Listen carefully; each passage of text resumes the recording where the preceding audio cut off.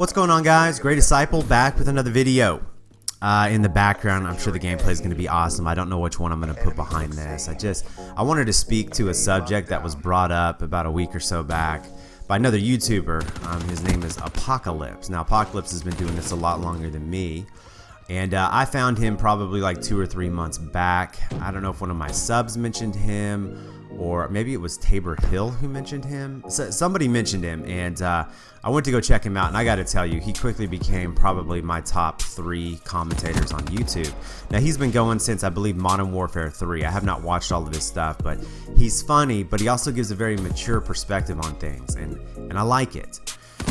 Well, last week or so, he put up a video talking about YouTube and content creators and where it's headed and how some of these content creators are going to destroy the Call of Duty community.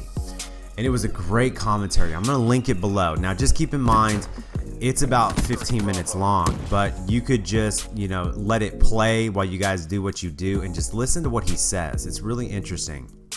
He talks about YouTubers like TMartn and ChaosxSilencer and what's the other guy's name? BiblicalReaper, and how they are completely destroying the atmosphere. You go back to, I guess, COD 4, Black Ops 1, MW2 times, and there were a lot of really good Call of Duty commentators, really good ones, and some of them had thriving channels. But it wasn't until some of these other ones really started stepping up with these hype videos that these old style Call of Duty commentators started to disappear. Now, Apocalypse spoke about how he was in touch with some of these commentators, and they basically just gave up because they could not compete with these overhyped channels. They were seeing some growth, but not enough. And so that they just walked away from the market. Now, there's still some, I guess you could call them OG channels like Thunder still around. But for the most part, a lot of the big boys had left. Now, what was interesting about this commentary for me is the day that this commentary came out, this was before it came out, I decided to go back and look up one of my favorite channels back in MW3 Black Ops 1, which was Fearcrads. I'm sure a lot of you guys watched Fearcrads. Well, he disappeared off the face of the earth about 5 months ago. And he didn't really have that big of a channel. He didn't upload that much going into Advanced Warfare. Black Ops 2 was probably his last hurrah. Well, he did play Ghost a lot, actually. They did that competitive team. But so I went to go check out his channel. I don't know why. I was bored, I guess. And he had just uploaded a video saying, "I'm not dead." and I watched it. And it was crazy because, there was already like 9,000 views on it, and he's driving around in his car and he's talking about, what he's doing and things like that.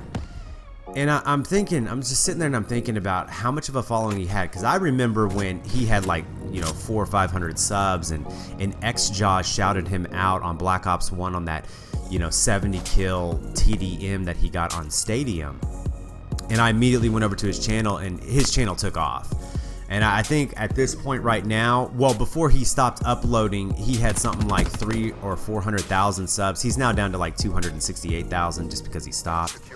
And I sent him a message. He's talking about how he's starting up a new YouTube channel. Oh my gosh. And I sent him a message. I was like, "You're an absolute idiot." I was like, you're one of my favorite Call of Duty commentators. You are walking away from something that you will never get back. And by the time you realize what a mistake you've made when you get older, the regret will have set in and there's nothing you can do to stop it. Now, he immediately replied back to me, which was a little shocking, and he put "laugh out loud." So I knew at that point he wanted to engage me. So I engaged him back, and I explained to him that you're making a huge mistake. Whether you think what you're doing is right or wrong, you are walking away from something major. Now, he didn't see it that way. So here's what I wanted to do. I wanted to give some perspective to YouTube, to everyone, whether you're a content creator or not. The true power of YouTube has absolutely nothing, and I mean nothing, to do with money. Okay, sure, in everything, in every pursuit in life, money can be involved, and there is an ability for the top people to make a lot of money. It doesn't matter what you do. If you work at a grocery store or a restaurant, if you're in retail selling clothes, if you sell paper door-to-door to businesses, YouTube, if you want to be an actor, the best of the best of the best are going to make a lot of money doing it, okay? But for the most part, the majority of people out there is absolutely no money in YouTube. If this was a money issue for me on YouTube, I would consider this to be the worst business endeavor I have ever taken in my life. If you look at the amount of time I've put into this and the results thereof financially, this is the worst decision I've ever made. Okay, so what's so great about YouTube?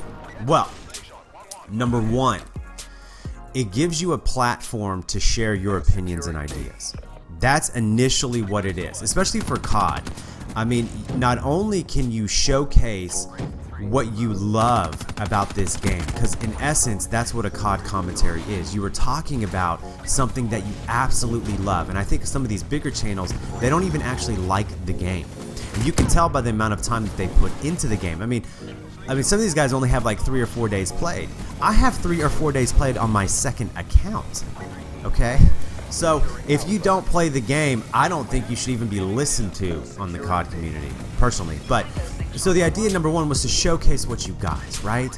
Number two was to share your opinions and your strategies in order to help people get better, right? Because that's where it started. That's why I went onto YouTube. That's why a lot of people watch COD channels. It's to get better at the game because they love the game. So what is the true power of YouTube? If it's not money, and if it's not just about sharing your gameplays, the true power is influence. All right, and I know a lot of people who watch me are younger, and you may not have realized this yet, but money as you get older becomes a tool, nothing important. It's just something we use to survive. There's no fulfillment in the amount of money that you have in your pocket, and there never will be. And a lot of times it takes you living your life for 30, 40 years before you realize just how worthless and meaningless the pursuit of money is.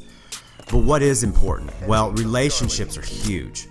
All right, your interaction with your friends and your family and strangers, that becomes the defining characteristics of anybody who has any value in this life. And lastly, it's your voice. It's your influence. It's what are you going to leave behind when you leave this world?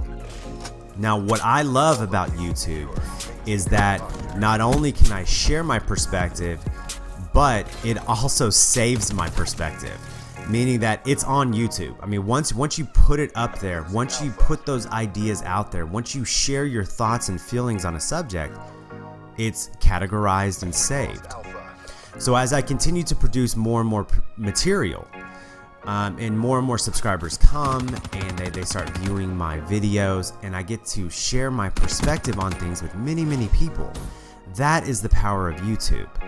To be able to share in a mass market kind of way your thoughts and feelings on subjects, to get other people's reactions to it, and then you can start a conversation, thus creating a relationship, and maybe your view can help somebody else, and maybe they can shed some light on your questions, and then everybody grows from that. That's the power of YouTube. Sure, some of us out there can take YouTube and make a lot of money, but we're talking about a fraction of a fraction of a fraction of a fraction of a percent. Okay, very few people are ever going to make anything of their YouTube channel. And when I talk about actually making money, I mean, you're going to need somewhere around 500,000 subscribers, getting an average of 100 to 125,000 views per video. That's more views than I have received in 6 months, you guys. The idea of making money on this is ridiculous, all right?